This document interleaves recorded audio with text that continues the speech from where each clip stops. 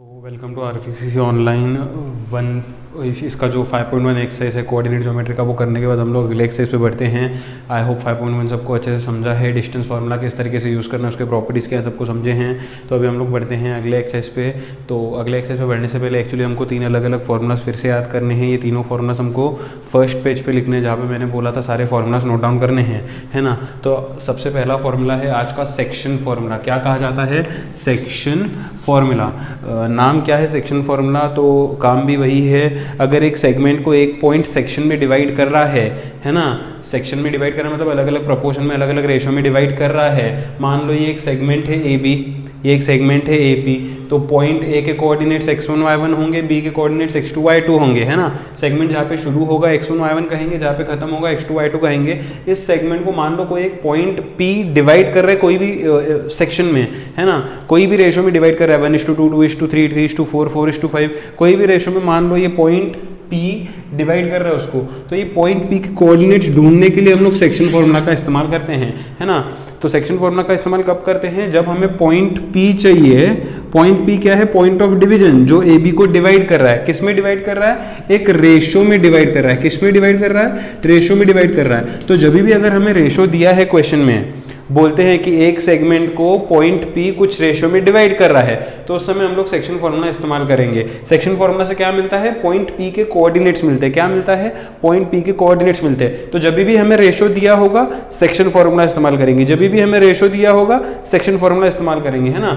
Section formula क्या है? x = mx2 + nx1 / m + n, y = my2 + ny1 / m + n। ये जो m और n है ये है रेशो, है ना, ये है रेशो।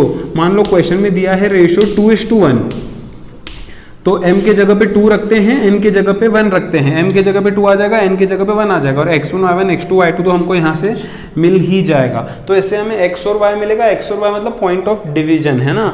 तो कभी भी अगर एक पॉइंट कुछ रेशो में डिवाइड कर रहा है तो उस समय सेक्शन फार्मूला इस्तेमाल होगा, जिसका ये फार्मूला है x = mx2 + nx1 / m + n, y = my2 + ny1 / m + n। उसके बाद बढ़ते हैं मिड पॉइंट फार्मूला में। मिड पॉइंट फार्मूला पे जो कि है सेकंड फार्मूला आज का, है ना, जो कि है सेकंड फार्मूला आज का मिड पॉइंट फार्मूला। मान लो ये पॉइंट P जो है वो बीचों बीच डिवाइड कर रहा है सेगमेंट को, बीचों बीच।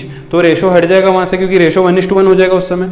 मान लो पॉइंट P जो है वो एकदम बिल्कुल बीचों बीच एक सेगमेंट को डिवाइड कर रहा है, तो उस पॉइंट को मिड पॉइंट कहते हैं। ये तो लास्ट ईयर हम लोगों ने ज्योमेट्री में पढ़ा था, है ना, बेसिक कॉन्सेप्ट्स ऑफ ज्योमेट्री में पढ़ा था। अगर एक पॉइंट सेगमेंट को बीचों बीच डिवाइड करता है तो उसे मिड पॉइंट कहेंगे। और फिर वो मिड पॉइंट के कोऑर्डिनेट्स अगर मुझे ढूंढने हैं तो उसका फॉर्मूला क्या होगा? x = x1 + x2/2, y = y1 + y2/2। फिर से जहाँ पे सेगमेंट शुरू होगा x1 y1 कहेंगे, जहाँ पे खत्म होगा x2 y2 कहेंगे, और पॉइंट P को x और y कह देंगे, है ना। तो रेशो आता है तो सेक्शन फार्मूला, मिड पॉइंट आता है तो मिड पॉइंट फार्मूला। अगला होता है सेंट्रोइड के कोऑर्डिनेट्स कैसे ढूंढेंगे।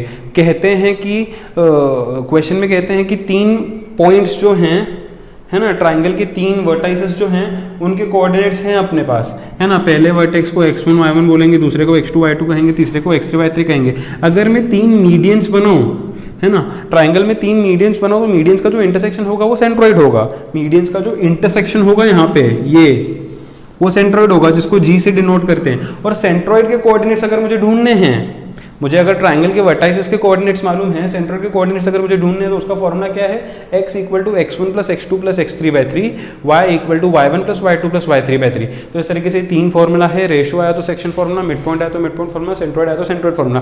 फटाफट से कहीं पे नोट कर लो, याद कर लो, फिर ही आगे एक्सरसाइज पे बढ़ो।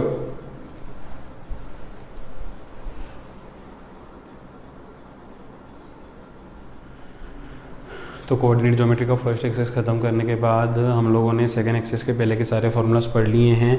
आई होप सबको फर्स्ट एक्सरसाइज समझा है, सब लोगों ने सेकंड एक्सरसाइज के पहले के फार्मूलाज पढ़ लिए हैं। तो बढ़ते हैं सेकंड एक्सरसाइज के फर्स्ट क्वेश्चन पे, देखते हैं फर्स्ट क्वेश्चन में क्या कहा गया है। Find the coordinates of point P के कोऑर्डिनेट्स ढूंढने हैं। If P divides line segment joining A and B in ratio 2:3। तो यहाँ पे बोला है कि पॉइंट P जो है वो सेगमेंट AB को रेशो में डिवाइड कर रहा है 2:3। जब भी रेशो आता है मैंने क्या बोला था? जब भी रेशो आता है मैंने क्या बोला था? सेक्शन फार्मूला का इस्तेमाल करेंगे। किसका इस्तेमाल करेंगे? Section formula. बिल्कुल सही। अगर रेशो आ रहा है तो सेक्शन फार्मूला का ही इस्तेमाल होगा। मान लो एक सेगमेंट है AB, मान लो एक सेगमेंट है AB, -1,7 4,-3। मान लो एक सेगमेंट है ए बी, इसको x1 y1 कहते हैं, जहाँ पे ख़त्म होता है उसको x2 y2, जहाँ से शुरू होता है x1 y1, जहाँ पे ख़त्म होता है x2 y2, उसको डिवाइड कर रहा है पॉइंट P डिवाइड कर रहा है, जिसको हम लोग x, y बोलते हैं। शुरू कहाँ से होता है x1 y1, खत्म कहाँ पे होता है x2 y2, पॉइंट P को x, y कहते हैं। क्योंकि ये एक रेशो भी डिवाइड कर रहा है तो हम लोग सेक्शन फॉर्मूला का इस्तेमाल करेंगे। मैं लिखता हूँ पॉइंट P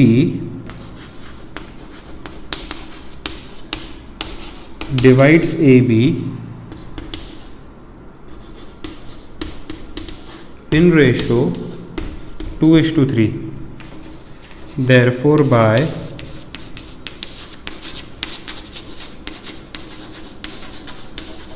सेक्शन फॉर्मूला, है ना। सेक्शन फॉर्मूला क्या कहता है, x equal to mx2 plus nx1 upon m plus n, है ना।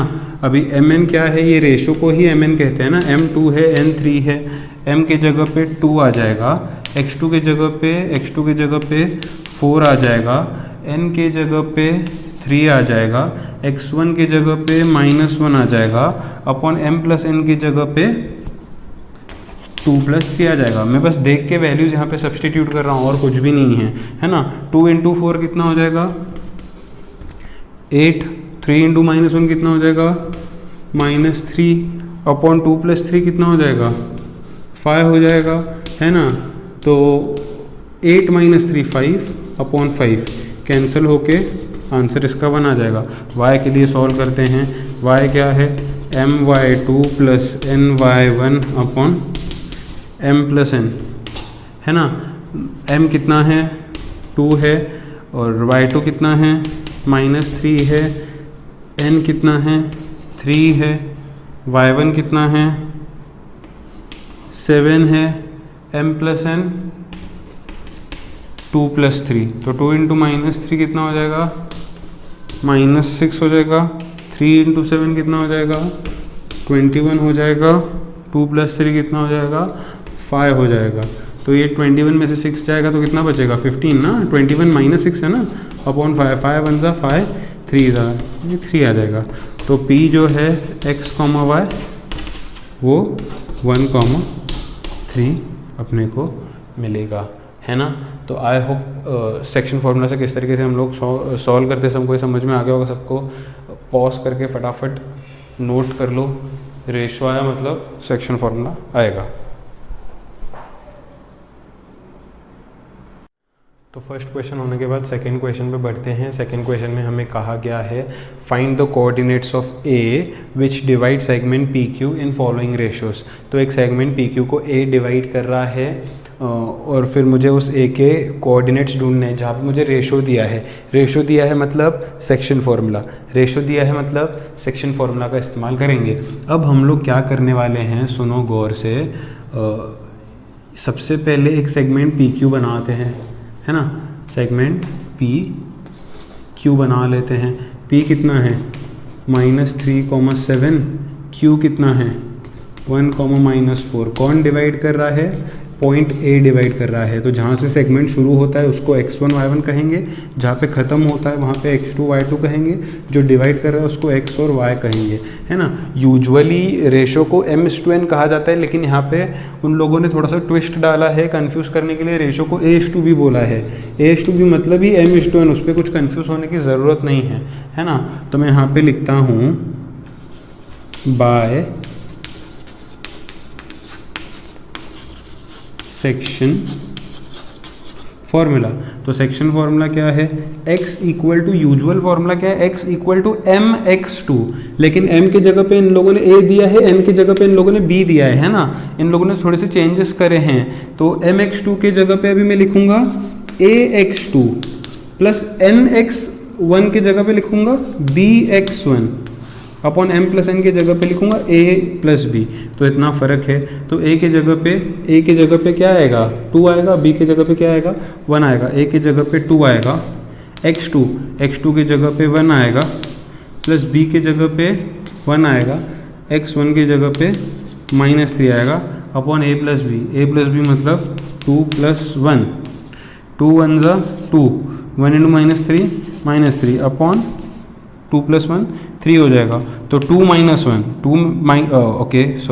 2 -3 कितना हो जाएगा, -1 हो जाएगा, ग्रेटर नंबर साइन अपॉन 3। तो इस तरीके से x सॉल्व हो जाएगा।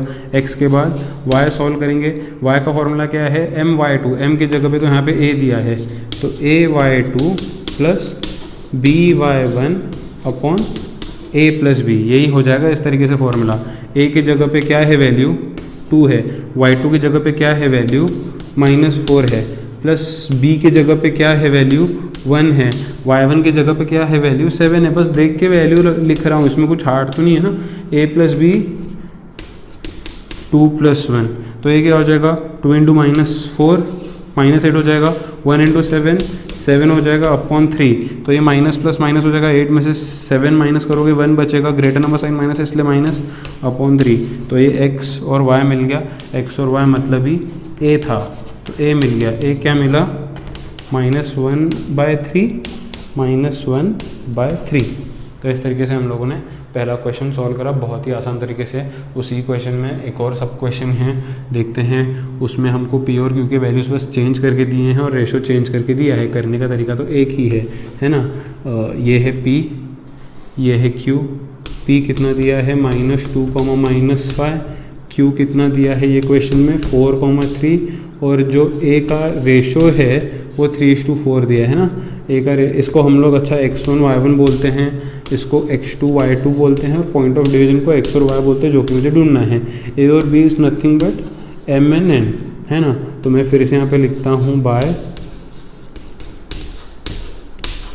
Section formula. सेक्शन फार्मूला से क्या है, x equals to, usual formula क्या है, x equal to mx2। m के जगह पे यहाँ पे a दिया है, तो मैं क्या लिखूँगा, ax2। फिर होता है nx1, n के जगह पे b दिया है, तो bx1 upon m plus n मतलब a प्लस b। तो a जो है वो कितना है, पहला वाला a है 3 है, x2 जो है वो कितना है, x2 जो है वो 4 है, प्लस b जो है b जो है वो कितना है, अगेन 4 है। फिर x1 जो है, x1 यहाँ पे है वो कितना है, -2 है ना, -2 है। तो फिर यहाँ पे अपॉन a प्लस बी है, a प्लस बी मतलब 3 + 4 हो जाएगा। तो ये क्या होगा, 3 4 12, 4 इंटू -2 -8, नीचे 7 हो जाएगा, 12 - 8 4 अपॉन 7 इसका फाइनल रिजल्ट होगा, है ना। वैसे ही y का फॉर्मूला क्या है, my2, तो यहाँ पे लिखना पड़ेगा ay2 प्लस n y1 की जगह पे b y1, क्योंकि m और n की जगह पे a प्लस बी है ना, नीचे m प्लस n की जगह पे a प्लस बी हो जाएगा। तो a की जगह पे a का वैल्यू कितना है 3, y2 की जगह पे y2 का वैल्यू कितना है 3, प्लस b का वैल्यू कितना है 4, y1 की जगह पे y1 का वैल्यू कितना है -5 अपॉन a प्लस बी मतलब 3 + 4, तो 3 3 यहाँ पे 9 हो जाएगा, 4 इंटू -5 -20 हो जाएगा, नीचे 7 हो जाएगा, 9 - 20 मतलब -11 अपॉन 7 आएगा अपना फाइनल आंसर। तो a जो था वो था x, y, जो कि आया 4/7, -11/7। आई होप ये सबको समझा होगा, है ना। इसमें एक और सब क्वेश्चन है, वो खुद से सॉल्व करो और नीचे कमेंट बॉक्स में उसका आंसर मुझे लिख के बताओ, फाइनल आंसर। और नहीं आ रहा है तो वो भी नीचे कमेंट बॉक्स में ड्रॉप आउट कर दो, है ना। आई होप बाकी सेक्शन फॉर्मूला किस तरीके से इस्तेमाल करना है सबको समझा है। फटाफट से स्क्रीन पॉज करके ये 2 सब क्वेश्चंस नोट कर लो।